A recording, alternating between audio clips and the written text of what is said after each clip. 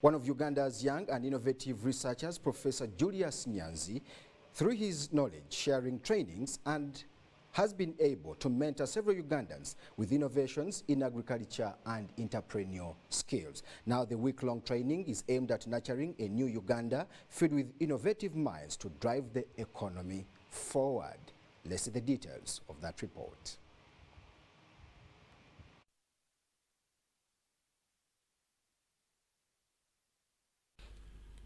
One of Uganda's innovative researchers, Professor Nyanzi Julius of Prof Bioresearch, says that Uganda's greatest problem is a lack of knowledge for innovation of especially pertinent day-to-day products. He adds that his trainings have gone a long way in nurturing both Ugandan and other entrepreneurs. The key factor in any progress is identifying what you have and looking out for what you don't have.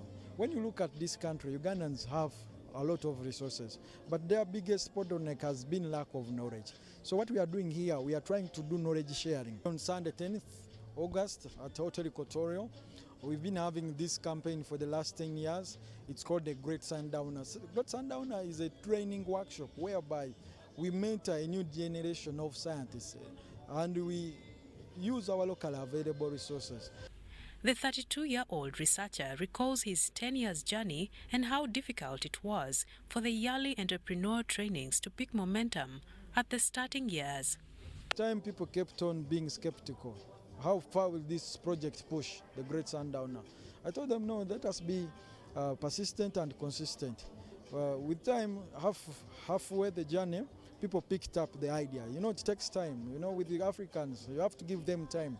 If you are someone who is looking at quick gains and progress, it's not easy here. So in the 5th year, people picked up the machine application bit of growing and also adding value using machines. I was so happy about it. Then I coined a slogan, iron sharpens iron, chuma chiwagala chuma. So the whole country and the people in different diaspora countries, they picked up the idea. So they started investing, making eucalyptus oil, making coffee oil through my trainings. Along the way, the market kept on growing. He calls upon fellow Ugandan innovators to embrace value addition, especially in key products like coffee. Uganda should also push the same. We normally push things which don't help us. I'm not undermining other sectors, but this is a high time that we used our knowledge, what we call indigenous knowledge, to solve our own problems. Today we are showing people here at the 10th Great Sundowner, we are showing them how to make coffee oil. Coffee has been here since time immemorial. Our forefathers, our great ancestors, they used to grow coffee. But ever since then, we have not added any value. So that, to me, being a scientist, it challenges me much. So that's why I came out with coffee oil making by using the technology I've developed over the years, which is cold pressing. The entrepreneur trainings, dubbed the Great Sundowner, began in 2015 and has for the past 10 years gained impact world over. I am Marion Awori, reporting for UBC. 3 inches.